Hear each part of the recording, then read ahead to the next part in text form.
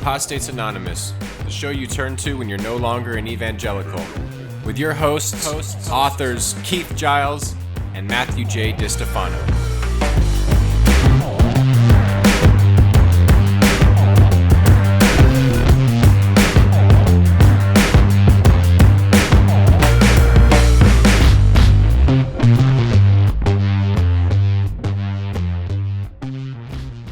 Hey, welcome back, everybody. Welcome back, Keith motherfucking Giles to Apostates Anonymous. Welcome to all of our listeners. We hope you made it through the last episode, two men talking about abortion. Yes. And we're going to keep it light today and talk about race relations, replacement theory. Mass murder. Yeah. Jesus things like fucking that. Christ. Yeah, Just how are keeping you? it How are you, fun. Keith? Yeah. This is, and again, did I mention this is the podcast that I do that's the most fun? So Right. Yeah, this is the most fun we've ever had on the air. Yeah. It's so fun to talk about these things. Yeah. Well, but you know what? The other thing about apostates is that, Heretic Happy Hour, we're recording way out in advance, most of the time. Well, sometimes a month or more in advance of something.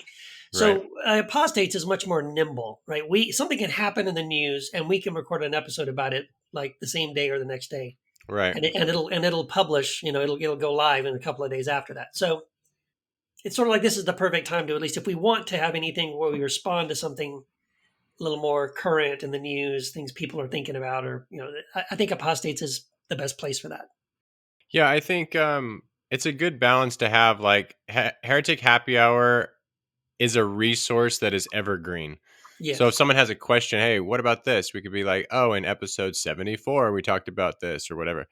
Yeah, this is more on the fly, like, this motherfucker said this, we better respond. Or this shit went down, we better respond. Yes. So it's exactly. It's a good balance to have, I think.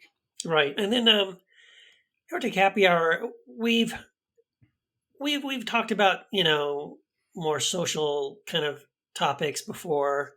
Yeah. But for the most part, at least the genesis of that podcast was more about theology, deconstruction, questions people have about Christianity or religion or faith or things like that. So that's more of the broader topic of Heretic Happy Hour that we cover. On my second cut podcast, that's again more like targeted, specific sort of things about the Bible or scripture or questions people have about something. So, and this is just a free for all. This is just kind of like, what do we want to do today? Wow. Yeah. So yeah, this is a timely topic. We were trying to decide what to talk about, and I think if that shooting had not happened in Buffalo, we probably would have done another Alyssa Childers reaction video. So I don't know if that's good or bad that we're saving you from that, or that may come later. We still have to do that. We do. Oh my gosh, she continually turns out crap like a machine. Yeah. It's almost like she makes money doing what she's doing to have that much time. Exactly. there's a new industry on demonizing progressive and Christianity. Yeah. Well, it's funny because like there's those of us like myself. It's like I can't keep up because deconstruction is not popular enough for me to make a full living. I got 3 jobs, Elisa. You need to slow the fuck down. I can't keep up. Right. I have to make money on responding to you making money on responding to a movement. So come on now. Exactly. Yeah. Well, before we get into the fun of talking about the fall of capitalism, the fall of America, let's get a word from our sponsor. And again, a lovely shout out to these folks. It fits with last week's episode. Mm-hmm. So somehow serendipitously, our sponsors are really lining up with our topics. So let's get into it. Now that conservative Christians have finally overturned Roe v. Wade and made safe abortions illegal once again, we still need to consider alternatives to unwanted pregnancy. That's why we recommend Snip-Tip, the brand new teenage vasectomy kit from Procter & Gamble. For just $19.99, Parents can safely and legally perform simple vasectomies on their teenage sons in the comfort of their own homes. With Snip-Tip, you're guaranteed to ensure that teen pregnancy is a thing of the past, just like your views on women's rights. Snip-Tip comes complete with sterilizer, medical-grade scalpel, local anesthesia, generous helpings of gauze, and biodegradable thread to close the wound. Order now and we'll include a free vasectomy reversal kit at no extra charge for when your son finally meets that perfect girl and ties the knot so he's locked and loaded just in time for his wedding night. Visit snipthatpenis.com today and order your Snip-Tip home vasectomy kit while supplies last.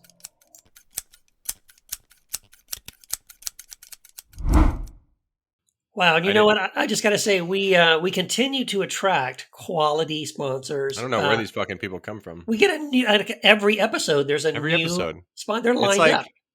It's like Heretic Happy Hour has been going for almost 5 years now, and it's pretty popular compared to this show. Yeah. And we can't get sponsors. We can't get but sponsors. Every week we have a new sponsor on this show, and it's like, I never heard of snipyourdick.com, but I'm glad. I didn't think those scissors were ever going to stop. How much snipping are we doing? And the price, my God. $20. $19.99 for a kit. And then, you get a free reversal kit. You get a reversal if you decide to snip, snap, snip, snap. That's a fantastic deal. So I would just encourage everyone. I didn't even hear a promo code, so I guess it's just $20. Yeah, it's just that's the regular everyday price. Yeah. Results not guaranteed. No. It's the unfortunate part. At home vasectomy kits, you got to be careful. Yes. Kind of a wing and a prayer. Use with caution, extreme caution. Yeah. So let's get into it. Where do you want to start with talking about race? Tucker Carlson, Laura Ingraham, Fox News. What do you want to do? Oh Lord.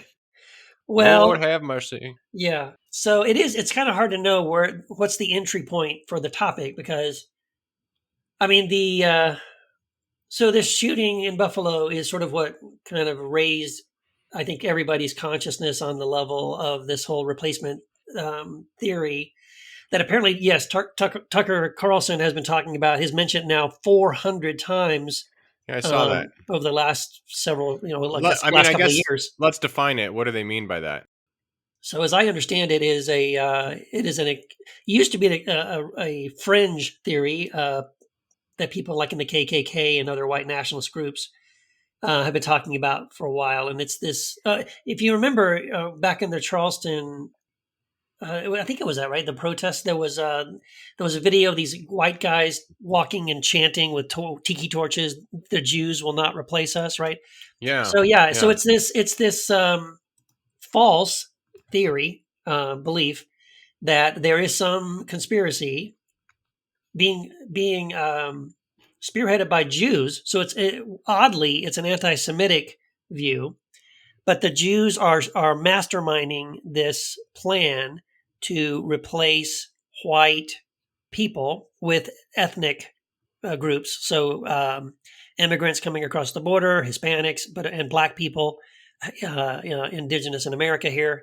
And ultimately, it's a threat. Excuse me. Ultimately, it's a threat to something that white people want to tell you doesn't exist, which is called white privilege, which I find so ironic. Yeah. It's like what they're talking about is that the white privilege that you deny you have is being threatened by these groups of people, but that there's a conspiracy. Mm-hmm. So there's something, they're planning behind the scenes, they're scheming, they're having their secret meetings, and their ultimate goal is to replace white people, to take away white privilege and power in American society and hand it over to Black people and Hispanic people and Asian people and things like that. And so in response, right, this killer, this shooter, drove 200 miles away from his home, targeted specifically a Black supermarket in a Black neighborhood, and shot and killed with an AR-15. 10 people, I believe, died. He shot 13 and 10 died. Yeah, I thought it was 11, but yeah. Oh, maybe one died after that. Yeah. Yeah, I think so I think there's like two aspects of it. Some believe that the Jews are responsible and some don't have that view. Right. But regardless, there is a liberal or democratic conspiracy to, build up their voter base by replacing a white conservative voter base. And I think I mean, obviously, like you said, this used to be fringe. Now it's more mainstream. Yep.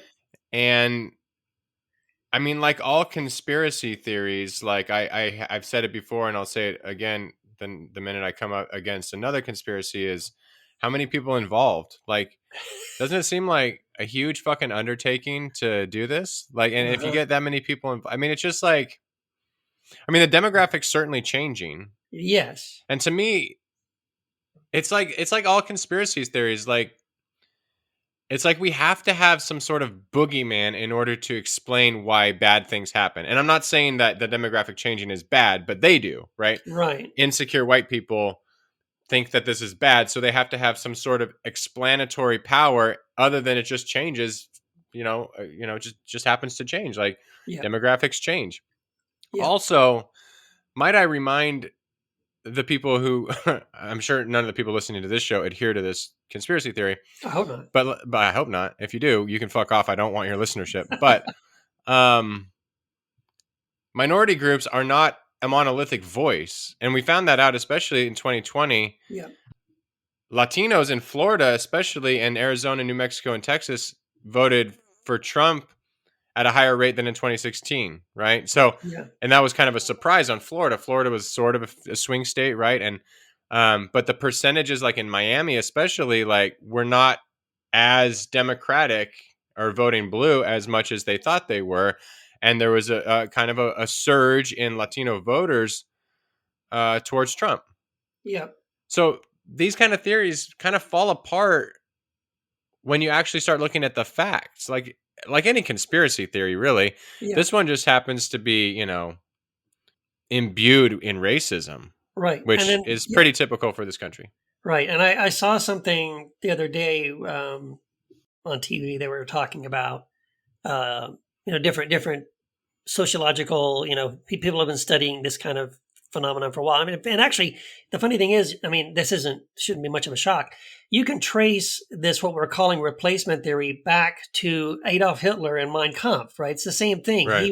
Yeah. His core teaching, his core, platform was built on the idea. The way he mobilized Germans to rally around him was the idea that the Jews were wanting to replace them, right? To take their power, to take their position, to take their wealth, to take their jobs, and so it's the same thing. You just sort of changed out some of the names, and it is. Here's the thing too: is that one of the ways it's become a little more mainstream and I guess a little more digestible and palatable to more Americans through different media channels, including Tucker, is a subtle shift away from, because again, when the KKK or the white nationalists talk about this, they are specifically saying that the threat is Black people and Hispanic people, meaning those. It's a rich race. It's very obviously racially motivated rhetoric, but there's a slight little shift that has been made to make it more palatable in the media, and that is to not talk about race, but to talk about Republican or Democrat, to talk about political parties, affiliations. And so that way they can still sell and, repackage and sell this idea by making it, oh, it's Republicans against Democrats. But subtly, when they say Democrats, what do they mean? Well, they mean, people that typically tend to vote more. Again, as you said, it's not monolithic, but the perception is, right? Right. That they will, that if we get more immigrants in this country, in fact, that's actually one specific thing that I think that was even brought out, that one politician recently, last year, her campaign, I can't remember her name, but her campaign slogan was basically built on this idea, her platform was built on this idea that the Democrats were going to bring 11 million, Hispanic immigrants from south of the border and then register them to vote, and so that they could control Washington, right? Mm-hmm. So again, you just shift it so that it's a political conversation. You don't stand up and go, I hate Black people, I hate Mexicans or immigrants, right? You make it about political affiliation, and then it suddenly becomes justified. Whoa, we can't let the Democrats win, and so therefore we have to support politicians that talk this way and are selling this ideology. Yeah, but here's the danger too, is that the people who listen to these people do hate black and brown Some of folks, them do. Yes, they which do. circles back to the Buffalo and, from what I understand, the El Paso shooting. Yeah. Oh gosh. And you would know about that because you live in El Paso. Yeah. Yeah. That's exactly right. In fact, I was looking this morning preparing for the show. The Guardian Wait, you news, prepare for this show? only this one. uh, yeah. Well, it shows, Keith. It Thank shows. you. Thank you. The Guardian newspaper, it's from UK, did a short little thing on replacement, and then so they had this little interesting some facts. They said since 2011, white replacement theory has been the explicit motivation for over 160 shootings, Mm, including there's like they list like 5 of them. Norway's Anders Breivik's slaughter of 77 people, including some immigrants in 2011. Dylan Roof's mass murder of black churchgoers in Charleston, South Carolina in yeah. 2015. We remember Yeah. that. The 2018 Tree of Life synagogue killings in Pennsylvania. The murder of 23 people, again, in El Paso, Texas, mostly immigrants in 2019. Again, that was a white guy with an AR-15 who drove, I think, from Dallas area all the way to El Paso. That's like a day's drive, more than a day's drive, to get to El Paso just so he could shoot Mexicans. So again, that's politically motivated and built on this whole idea of replacement theory, right? And then the 2019 massacre at a mosque in Christchurch, New Zealand, where 51 people were killed. And so the Buffalo shooter also drew heavily on, specifically on the manifesto written by the guy who did the shooting in New Zealand in 2019. So these things just keep perpetuating, right? They just keep feeding off each other. It kind of it emboldens people. Specifically, it emboldens young white men with AR-15s who already are leaning this way to say, hey, yeah, these guys are onto something. This is right. And they believe in some way that by responding with violence, by killing, I think some of these guys, I think the guy in El Paso specifically, Dylan Roof, also said that one of their goals, well, their motivations for doing the shooting was they're also hoping to spark some kind of a race war, which I think is just ridiculous. Gosh, I hope it's ridiculous. I hope we don't get anything like that. Because I mean, that's I guess an interesting thing too is that all of these shooters. I just republished, reshared a blog I'd written a couple of years ago called "The Top 10 Christian Terrorists," and it was an article heavily researched, tons of links, so you can go and follow the links and see where I got all the information. Like the top 50 Christian mass shooters, and again, most of these quote unquote Christian mass shooters are racially motivated.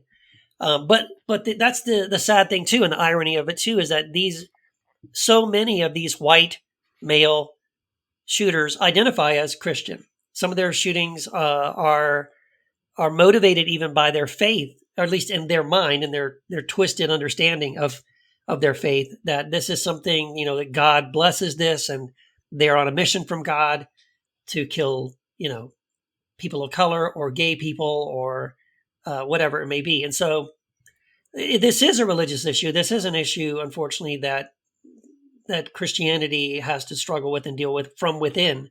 We have churches that are repeating this kind of stuff.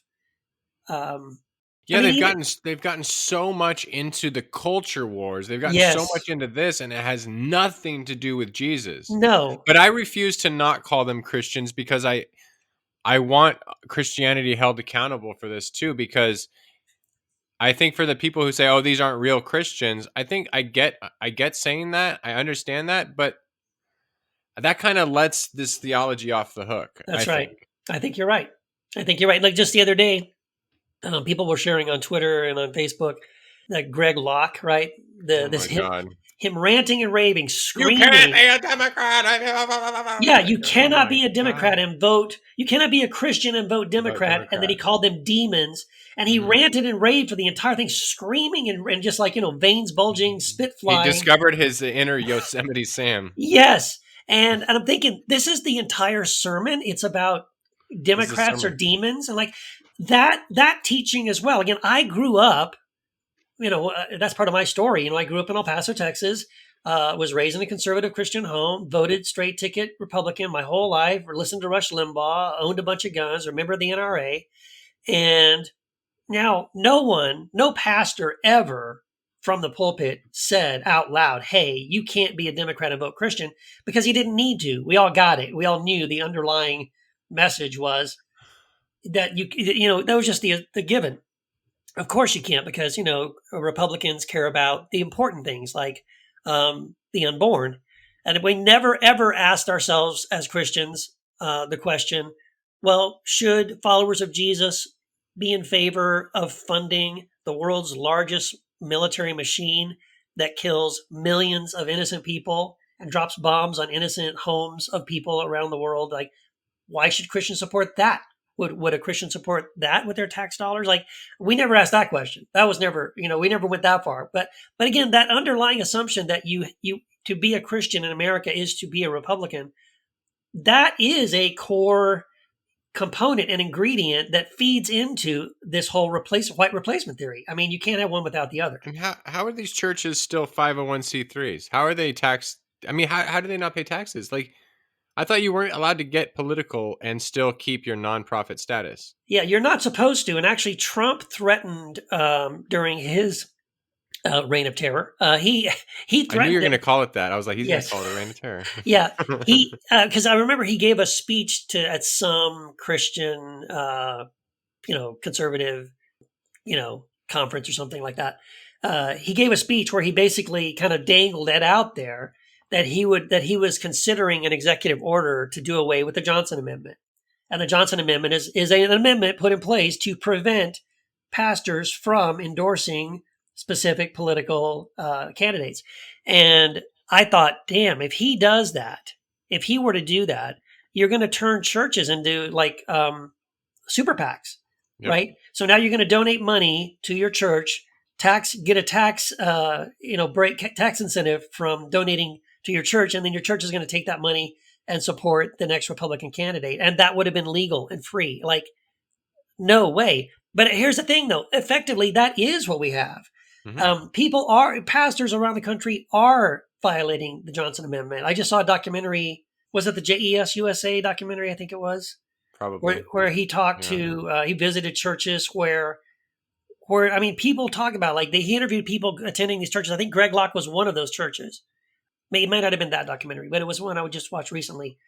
But there's like churches that are specifically in the South, in Tennessee and Kentucky, Mississippi, Alabama, Florida, where these churches are forming specifically built around a MAGA, people wearing red hats. And and just like Greg Locke is saying, if you're a Democrat, you're not welcome here. And so there are Christian churches in America right now, and they're growing and thriving. They're not like 10 people in a little strip mall somewhere, Exactly. Meeting in a coffee shop that's not being used on a Saturday evening. No. These are huge buildings bringing in hundreds of thousands, maybe millions of dollars a year in funds. They're packing the place out with people that believe that Biden stole the election. They believe that Trump is still president. They believe that Trump is still God's gift to America, and that Christianity somehow is wrapped up in this. So, yeah, we have a problem. We have a huge problem in America, and it's not even just this political problem, or it's not even just a religious problem. I see it primarily, from the perspective of the damage this is doing to Christ, to the message of Jesus and what Jesus was all about. It's a complete bastardization and corruption of who Jesus was. That's why I wrote Jesus Untangled.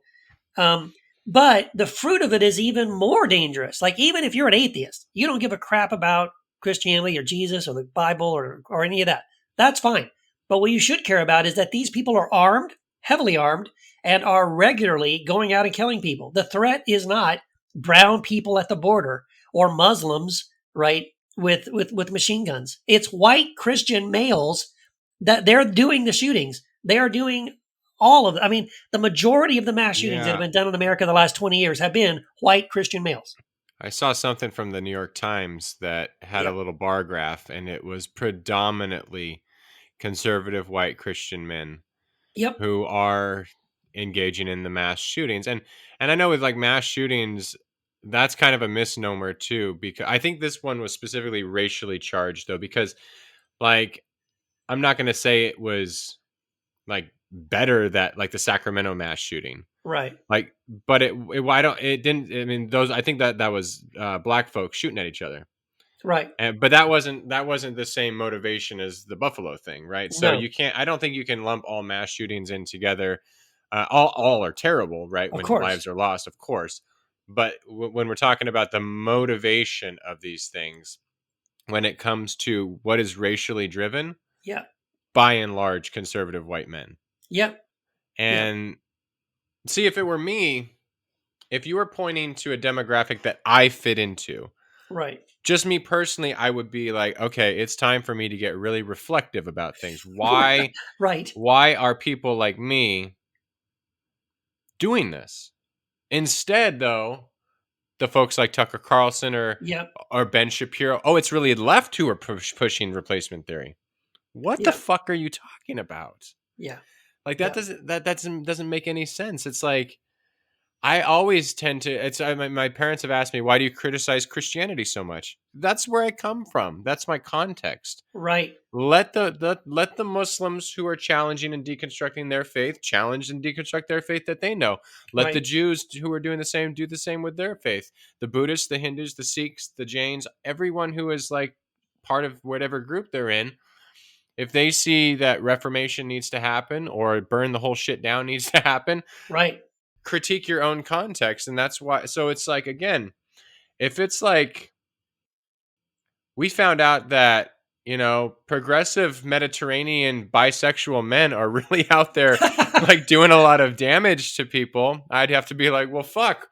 Why are Spaniard, Italian, Portuguese men who happen to be bisexual, who are over 6'3", why are they killing so many people? Right. Instead of, well, no, it's really these short, Right. Norwegian men who are doing that. That's right. No, I mean, look at your own and say, okay, yeah, this is a problem, but they don't want to acknowledge that it's a problem. No, that's a conspiracy. That's a left agenda. They're just no.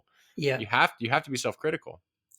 Right. And gosh, man, yeah, as a straight white older male, You're Christian not older, male, Keith. You're well, not older. I'm Come on. old. Uh yeah, it's like damn, I mean, the thing is I understand.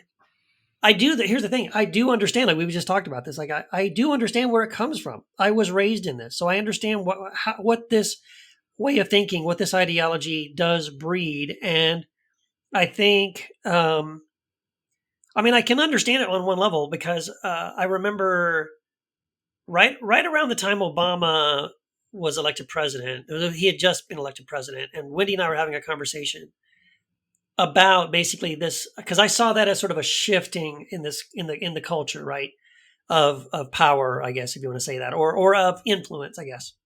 And I thought, you know what is it? What is this going to do? Because this is only going to. I think this is only going to continue, right? You're going to see more. At that time, I was thinking, yeah, it's inevitable. Gay marriage is going to be made legal. I was seeing more people of color. Things like being more accepted and things like this. So I thought, well, what's that going to do to the fragile white male Christian who for the longest time has been sitting, at the top of the heap? When they slowly start seeing, like, oh my gosh, there's a mosque on every street corner. Oh my gosh, there's like my A kids. taco truck. Yeah, my kid's English teacher is gay. And this is in school, like, or like the whole transgender bathroom bullshit. Like, it's like, so then what would they do? So you've got a bunch of guns. You think God is on your side. You think God has given you some special, place in the culture, and now you slowly see people that you perceive as enemies to the gospel as you understand it, gay people, transgender people, Muslims, so and to be honest, liberals, conservatives. I mean, not conservatives, liberals, Democrats. And so those are the people. This group of people, the ultimate them to you, is now threatening your place in the world. How would you respond? Well, all you have really is that you got a bunch of guns. And so that's probably how you're going to respond, is in some violent way. And sadly, ever since then, I've slowly seen those kinds of things happening. And it seems like they're happening more and more, that again, they're perceiving that this is some ultimate threat, that they are eventually going to be replaced. And yeah, I do see it as an internal problem that if Christians, but how do you do this, right? Because so many pastors of churches, even if you were a pastor of a church and you personally didn't buy into this, and I've talked to a lot of pastors who are in this boat, the majority of your congregation probably does buy into this, right, on some level. And so, yeah, you might lose your job if you start preaching against this kind of thing. And again, I've talked to pastors who have told me exactly that. Like one guy told me a couple of years ago, he said he started doing in his church, he did a 2-month-long sermon series where he just went through the Sermon on the Mount. That's all he was doing. Like, I'm going to read a section of the Sermon on the Mount. I'm going to do a sermon series on the Sermon on the Mount. And he said by the second week, he had people writing him letters, sending him angry emails or grabbing him before he could get to his car in the parking lot and accusing him of you're preaching politics on the pulpit. You're being liberal. You're like, no, I'm just talking about Jesus telling us we should love our enemy, take care of the poor, right? And that was the guy who was telling me this, he was so shocked. He was like, it's so weird to me that these people are, I guess I always thought the people in my church were, first of all, Christians who followed Jesus. But lo and behold, when I start only preaching about Jesus, all they can hear is a political message. They only can filter it through this political lens that, this sounds like liberalism. This sounds like some kind of Democrat, take care of the poor, take care of the orphans and the widow and all that stuff. Like this sounds like you're a Democrat or something. Well, because most people are spending way more time listening to people like Tucker Carlson and Ben Shapiro than they are reading scholarship on the Sermon on the Mount. That's exactly right. So they're getting fed over and over and over and over. And like the Tucker Carlsons, they're not the ones who are going to go out and do the shootings. No, they don't have to. In this analogy, they are the Joseph Goebbels. Right. Or they're Charles Mansons who they don't actually do the crime, but they just brainwash a whole bunch of other people to go and do the crime. Exactly right. And there's responsibility and consequences for your act. Just like, we never know what impact our words are going to have. Yeah. And just look at the Reformation and Martin Luther. I'm sure he did not foresee an Adolf Hitler hundreds of years later, inspired by him to do what Adolf Hitler did. However, Martin Luther was Adolf Hitler's favorite theologian because of his anti-Semitism. Yes. And so we are responsible for our words. And I'm not going to say we're 100% responsible. Oh, Martin Luther's responsible for the Holocaust, because it's not binary. It's not black and white. Yeah. But we do bear some responsibility if we're, Tucker Carlson over 400 times discussing replacement theory, and someone starts using the same talking points in his manifesto before he shoots a bunch of black people and a couple of white people, but predominantly black people, then you have to look at that and say you bear some responsibility, and there should be some consequences for that. Yes. Because it's like if you see a fire and you throw fuel on it, and then you say, well, I didn't light the fire. It's like, but you fucking threw fuel on it. You have some responsibility in this thing. Yes. And we all should take that to heart. What are we saying right now and I'm not saying we should tiptoe and not speak our truths and things like that, but, we have to strike the balance of, well, can what I'm saying be construed to endorse racism or xenophobia or violence or anything like that? And choose our words carefully. Just because there's this thing called free speech doesn't mean we're free from the consequences of that speech. Right. No, and this is the thing too, and I'm glad you brought up the thing about, Augustine and his anti-Semitism and Martin Luther and his anti-Semitism. And, I was licensed and ordained and grew up pretty much in the Southern Baptist Church. And it was years before I found out that the reason they're called the Southern Baptists is that, yes, the reason why they broke away, the Baptists broke into Northern and Southern, was after the Civil War. Christians, Baptists in the South were on the side of the South. the Confederate States, and broke away and formed the Southern Baptists congregation. And that was specifically because they were in favor of slavery and they were against the idea that black people were human beings. And I'm like, oh my gosh, how did I grow up in this church and become licensed and ordained in a denomination that this was the genesis of where this is how they got started? And then now to realize now that I'm no longer a Southern Baptist, I go back and I realize, like, do you know the Southern, this is true. The Southern Baptist Convention, as a group, has never officially listed racism as a sin. That's a problem, man. That's a big, big problem. And actually, Southern Baptists are the largest Protestant group of Christians in America. And so, yes, Christianity has a problem with race and has had a problem with race for a long time, right? If you wanted, you could probably trace it even back to the early Christian church. There was anti-Semitism, even in some of the right, like hell, I think it's the Gospel of Matthew, right, is the one that's the most sort of anti-Jewish gospels. And you got to be really careful because a lot of white supremacists have quoted, some gospel passages that are very critical of the Jewish leaders and the Pharisees to justify crimes against Jewish people. Yeah. But what they need to realize is that anything in the New Testament is a Jewish critique of Judaism. Exactly. There are no white people in the Bible. Yes. There are no white people. It wasn't written by white people or for white people. Every writer of the New Testament is Jewish, correct? Is that true? Well, we don't know who wrote Hebrews. But we can assume that it was. It's someone who seems to knew a lot about Judaism. Yeah, let's put it that way. So if he wasn't Jewish, he sure knew a lot about Judaism. Yeah, I think that's true. Either way, most okay. So it's an internal critique. So to go outside of it and then look at it and then be anti-Semitic and be critical of Judaism is, for a Christian to do that, is inappropriate. Of course. Yeah, especially when you realize Jesus was Jewish. Like, how can you be 100%. A Christian who's anti-Jewish? It doesn't make any sense to me. Yeah. I mean, if Jesus came back today, he would still be Jewish.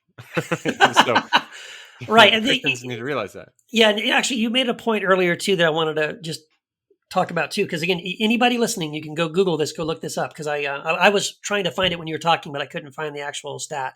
But I know it's real. I know it's out there because someone sent it to me a few years ago. That someone, I think it might have been the Atlantic Monthly. Someone had done a survey of Trump followers in America and found that only something like 15% of them actually attended church on a regular basis, although they identified as Christian. So that's what was really like your comment about how like a lot of these people are listening to Tucker Carlson and Sean Hannity and Glenn Beck more than they're listening to anything Jesus says. But that is proven. That is exactly right. These people, they identify themselves as Christians, but they do not attend church. They're not actually involved in. They're not active members of a local body of Christian believers.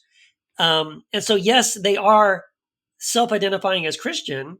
They think that what they're doing is Christian, but they are really spending most of their time, most of their energy, most of their money in these political groups, right? Listening to political voices, not to their pastor, not to anyone else. They might be listening to Greg Locke, but other than him, I don't think they're. That's not interesting, really but it does seem that a lot of the evangelical churches are 100% Republican. And see, this is the thing. I think it's a spectrum, right? I mean, on one level, in a way. Right? I mean, it would be. I agree. I think it would be really rare, depending on where you live, unless you're like in Vermont or something, or maybe Oregon or something.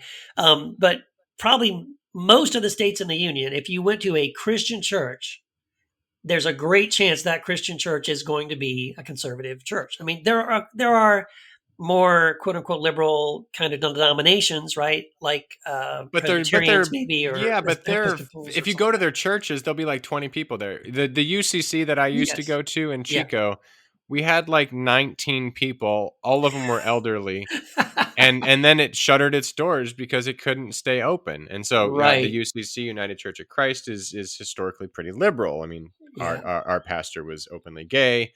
They were very liberal in their, and then go to a mega church and they're all going to be conservative. There's not going to be a I mean, unless you get some of the celebrity pastors, Nadia Bolz-Weber as a type of celebrity probably Right. has a decent congregation, but you're not going to go to some of these openly affirming mega churches that are Right. doing anti-racism work. Right. And again, that's really the work that I think needs to be done. When I first joined Peace Catalyst and I helped them launch this Peace Catalyst podcast. I'm no longer part of that anymore, but for the first year of that podcast, I helped get them started. And I think the first series that we did was focused on racial peacemaking within the Christian church.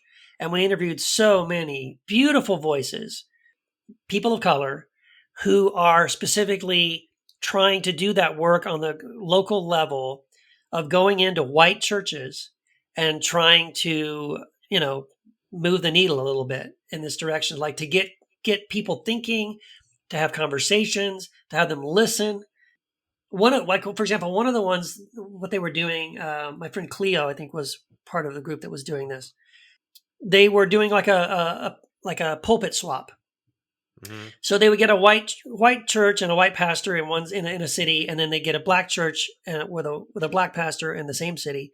They would first have those two pastors meet and talk and get to know each other, but then they would have a time set up where they would, on one particular Sunday, they would swap pulpits. So the black pastor would preach in a white church, the white pastor would preach in a black church, and in almost every case, when they did that, it was the first time someone of a different race had filled that pulpit in the history of that church.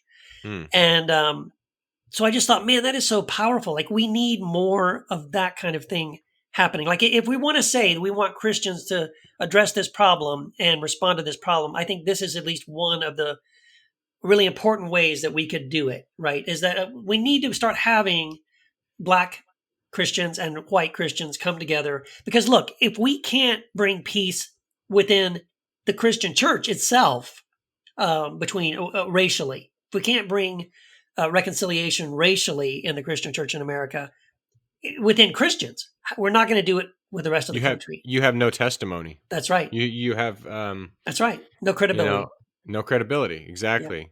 Yeah. And I hesitate to make my next point, but I'm going to make it anyway. Okay, I'm bracing myself. And this isn't a knock on the people who listen to Heretic Happy Hour. I think it's just an observation that it's the hard work that we're not quite ready to do. Uh-huh. If you look at our downloads from our decolonizing series, yeah, they're significantly lower than our parable series, than our series before that. Yes.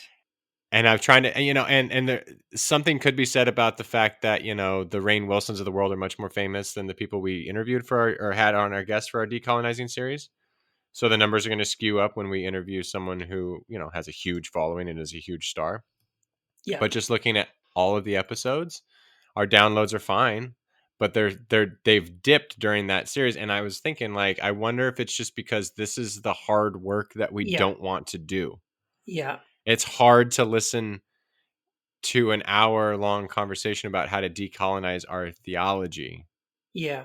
Because it's so embedded in how we view the world, we don't even realize the work that needs to be done yet, and many aren't ready. And again, I'm just speculating on why that's the case. I again, not a personal knock on anyone who listens to the show. Right. I've just noticed, like, they're down during that series. That you can see it. The numbers don't lie. The downloads are the downloads. I don't know the motivation behind it. I'm just speculating at it. Right. No, and that is a really great point, Matt. And I'm sad to know that. I think that decolonizing series was our most important. Oh my gosh. Yeah. I got to say, because again, I personally, look, I love the parable series. I mean, don't get me wrong. I mean, we talked about it, and that's why we're doing it again, because it was so great and I learned so much. But that decolonizing series was so important, so necessary. The voices of the people that we were able to put a spotlight on, to give them the entire show. Like, they are co-hosting the entire show. If anything, they're hosting and we're listening and asking them. I talked very little. During that whole I'd say we had 6 episodes, and they're all about an hour each. That's 6 hours. I probably talked for about 10 minutes of 6 hours, which is the point. Yes. Yes. And hearing from these people who, again, it's not just, I think I can say this is true of everyone we talk to. Not only do they represent a, a stream of theology that most of us in the mainstream, even those of us who call ourselves progressive, are unfamiliar with. They are also doing, again, I think I can say this is true of all of them. They are all doing incredible work. Like, talk about skin in the game. These Right. people are taking it on the chin. They're doing the hard work. They're getting, beat up and criticized for the work that they're doing, but they're still doing it because they recognize how important it is to stand up and speak for these marginalized groups, of which they themselves are members. I mean, they're speaking Right. for their own group. But yeah, I think that decolonizing series was so important, and because this whole decolonizing thing needs to happen, and of course, that decolonizing in itself is something within the Christian church. Again, as we're saying, it's this work that Christians need to do in house first of all, and we've got to be willing to do it. We've got to be willing to listen to one another, to have reconciliation within our own faith, or yeah, we have no hope of changing the world. We can't even change ourselves. We've gotten to such a place where you need to have a hot take. Yes. And especially as people who have privilege, anyone who has any sort of privilege, it's like, oh, better get that hot take out. Yeah. Better put that tweet out. Yeah. Better put that Instagram story up. And it's like, I don't know. Maybe that's why, I'm not setting the world on fire with my Twitter following or my Yeah. book Yeah. sales, but it's Yeah. like, I don't know. I'm of the belief like I don't need to have a hot take. This isn't my lane. How about I shut the fuck Yeah. up for a second and Yeah. just listen? Yeah. There's nothing wrong with that, and that's kind of like a lost art. Yes. The lost art of shutting the fuck up. That's the next book. There you go. Write that down. Jot that down. Yeah, I think so. That's another interesting thing too. Like, a lot of times when some of these things happen, not that it stopped me, I guess I should I should admit, so like the abortion thing or this shooting, this racially motivated shooting, and or the decolonizing stuff, like um sometimes as a straight white male, I struggle with, should I respond? Like, should I tweet something? Should I write a Right. blog post? Will it make a difference, or is it just something like, oh well, oh look at me, I wrote a blog post, I did something, because I haven't done very much. And on one level, I guess I could say I haven't, but I think in many ways that's the minimum I can do, right? To do a Hmm. podcast episode or do write a blog post, like at minimum. But I think the most important thing, at least on the social media level, isn't for you to have your own hot take, but it's to, like you said, listen to those who do have a place to speak from, who do know what Hmm. they're talking about, who do have a horse in the race, and promote them. Right? Retweet the hell out of that stuff. Yeah. I did. I haven't done this since. I did it twice. So I did it right after the shootings at the Dylan Roof, when he went and shot the black people in the church. Yeah. I turned over my blog for a week. I Yeah. basically reached out to all my friends that were black, and I said, I feel like there's things I want to say, but to be honest, I think we need to hear from black people Yeah. about this. So I turned over my blog for a week, and I had several guest bloggers who are people of color, and they posted some beautiful things. And then I did it again. I'm trying to remember what shooting it was. It might have been the Philandro shooting.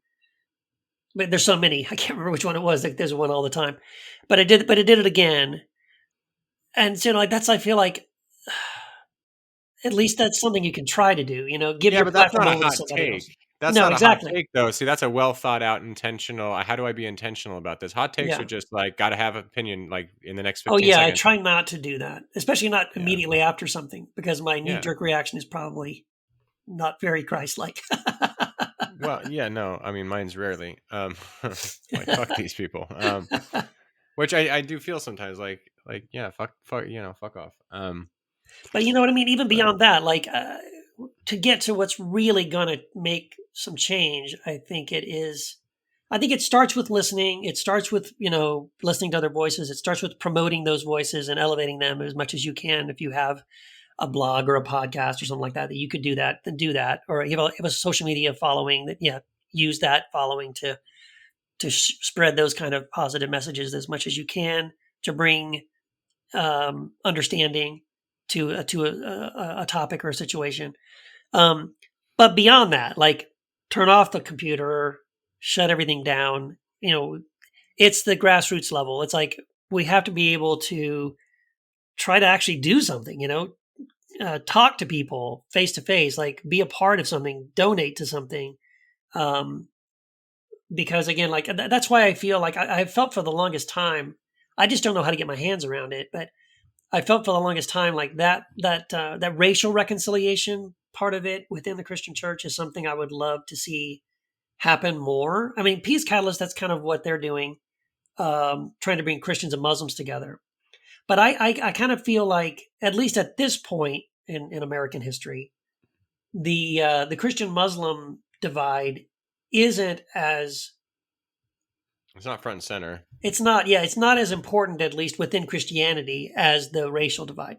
I feel like that right now is so awful. It's so destructive, and I feel like it's something that we've got to be able to do. And at least I was saying I would like to be able to do it if I could find a way to partner with other. If you're listening and you're a person of color and you're like, Keith, I hear what you're saying. Let's do that. Then talk to me. Let's do that. I would love to find a way to bring people of color and white Christians together for these kinds of ways of bringing reconciliation within the church. Because I think that's the only thing that I can see that's going to change some of this. I think all of us have our calling to do something, and it doesn't always have to be some huge thing. You got to, Right.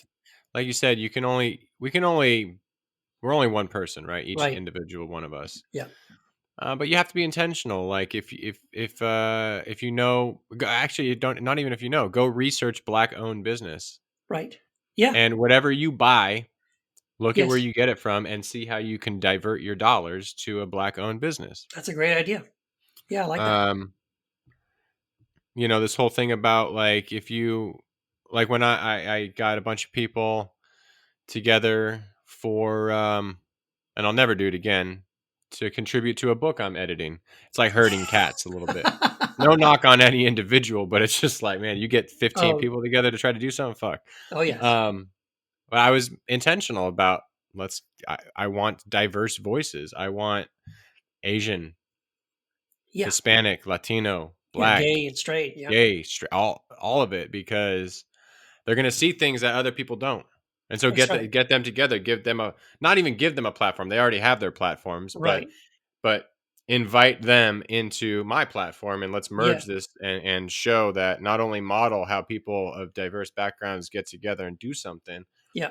but maybe you'll gain some insights from a perspective that you don't know much about. Like Right. I didn't grow up around a lot of I was in San Jose in the Bay Area, but not a lot of my friends were Asian American. That's right. So Yep. there were a lot of Black and a lot of Hispanic and white. But in our neighborhood, particularly, it was mainly white, Black, and Hispanic. So getting that perspective is not something that you are accustomed to. It's not like you shun people. You just like it's just not people you're close in proximity with. Right. So go out of your way Yes. to learn about that. Like so, I think a lot of intentionality has to be done in whatever way possible. If you like serve your local food bank, Yep. chances are people of color have a higher poverty rate and are going to be using those services more often Right. because of systemic racism and how this country was built, and it never really went away 100%. Right. So when you donate to your food bank, or where you work at a food bank, or you work with the homeless, you're Right. generally going to be working with populations who are on the margins. Generally, those are Black and brown people, LGBTQ people. So do the work, like you just said, grassroots. Turn your fucking computer off after you stop listening to the podcast. Listen to this whole podcast, please. Of But course. of course, do that first, Yes. and then go do the actual work, right? Yeah. No, exactly. That's exactly right. Yeah. And I think, yes, education is a huge part of it. Understanding is a huge part of it. Um, Man, I got to tell you, there's a lot of white Christians who have a huge blind spot in this area. I posted some things on Facebook even just this past week about racism, about, this kind of stuff.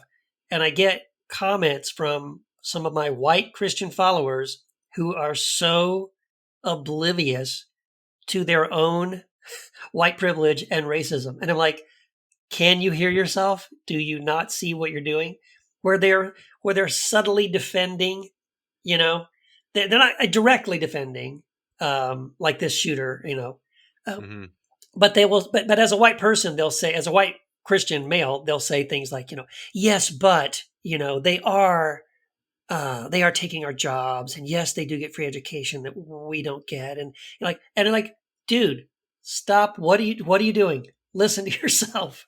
Like, I don't know, man. I see it out there on these. It's on different levels, right? See, that would be a very low level sort of way of like you're clueless. You don't know what you don't know, and the more you can understand things like white privilege, the more you can understand the history of this nation, the more you can listen to people of color and understand the struggle that they have had in the past. But it's not a thing of the past; it is still going on. The systemic racism is still going on. It doesn't mean Yeah. that, oh well, I'm white and I'm poor and I suffered just as much as they did. Yes, but Right. see, if you were white and you were suffering because you were economically disadvantaged, the difference is you didn't have on top of that disadvantages because of your race. Right. So yes, maybe you could say, because you were white but you were economically disadvantaged, you know what it feels like. Yeah, no, you don't, because you didn't also have to struggle with the fact that the color of your skin meant that you were treated differently because of that. And again, that's just white people not understanding that. It's just not understanding what white privilege really is, and not really seeing and understanding the ways in which we have created intentionally a culture that favors white people in ways that it does not and will never, at least unless things change, favor people of color. Yeah, it with regards to blind spots, we all have them, and you and I Sure. probably continue to have them, sure. But it takes the work to continue to look at those blind spots. You have to Right. keep checking your blind spots, Yeah. I'm trying and to. I'm trying to. well, that's all you can do. Right. That's all you can do. None of us, none of us are perfect. We should not be graded on 100%. Right. But I understand people who don't have patience for white people who don't get it right all the time. Like I understand that. Like yeah, you shouldn't have to tolerate bullshit, Right. because you're probably tired, you know. So I get both perspectives, but all we can do is try. All we can do is continue to be introspective and continue to look and ask ourselves the questions like, where am I not using the privilege that I have correctly? Right. Because There you go. you know most of us have some sort of privilege in some area, right? Even as Right. an LGBTQ person, I have Sure. privilege because I'm married to a woman. So if Yeah. you see me walking down the street, you're not going to think that guy's a gay and we Right. need to, so you're going to think I'm straight. So I have privilege even within LGBTQ, Right. parameters. Right. So how do I use that correctly? Because it's there. Let's just acknowledge it's there and then use it correctly for good and not just, oh no, I don't have it because I've struggled too. And I grew up poor and so it's like, okay, but I still have privilege. Yes. Yes. Oh, yes. Yeah, I think you're right, man. It's totally true. Like, it really is just sort of a posture of the heart. Like, I think you would have to begin Yeah. by saying, look, even if you don't think you are racist, even if you don't think you have privilege, at least begin by saying, I don't want to be somebody who is racist. I don't want to be someone who's blind to my privilege. And so I'm going to therefore hold out the possibility that I might be in ways that I don't see. I might have a blind spot. And if I do have a blind spot, even if I don't think I do, but in the case that I do possibly have a blind spot, I want someone to point it out to me and I want to change it. So if you would at least move to that space on the board, say, Yeah. I don't think I do, but if I did, I wouldn't want to, and I would want someone to tell me so I could change it. Good. Now you at least can begin to be open to the possibility. Now go and go and do some research, go and listen to some other people who aren't like Yeah. you and listen to them talk about this and find out the ways that maybe you really are and then be willing to change it. Yeah. Well, have we solved it? I think we did. Check that box. That's it? We solved it. There you go. That's And we want to thank the God. fine people at Snip-Tip for helping us to yes. do this. Thank you for supporting. Let's not forget them. Yes, that's right. I will say what last thing, mentioning buying black. I was I forget the name of the show where Killer Mike and LP, the dudes who make up Run the Jewels, Oh, I love those guys. they did an episode on Oh, buying yes. black. You Yes. remember that? No, go ahead. And it was I think I saw it. yeah. So Killer Mike, they're at a barbecue place. Yes. It's the funniest clip. It's just the look on Killer Mike's face, like they're at a black owned barbecue place, and he's eating it. And he's doing a whole, like, I think he was doing a whole 3 days of buying black. Right. And then LP's like, so this is from like a black owned farm. Right. And Killer Mike, just the look on his face, like, fuck. And So it's not. He calls over the Yes. chef, and he's like, no, this, it's from. So he just packages it up. Right. He doesn't even take another bite. And LP's just like Yes, it's so licking his good. fingers, like, oh, man, this is some good barbecue. It's hard. It's hard to exactly. it's difficult work. So again, going back to our, it's difficult work, and some of us, we don't have the energy or the time to do it, right? So, Right. but you got to carve it out, and Yeah. you got to do the work because it's right in front of us. It ain't going to go away. That's right. Yeah. All right, man. Well, this has been great. All right. Well, I'll see you out there. Yep. Thanks for listening, everybody. All right. Thanks. Yes. Please rate and review. Yep. 5 stars. 5 stars, you motherfuckers.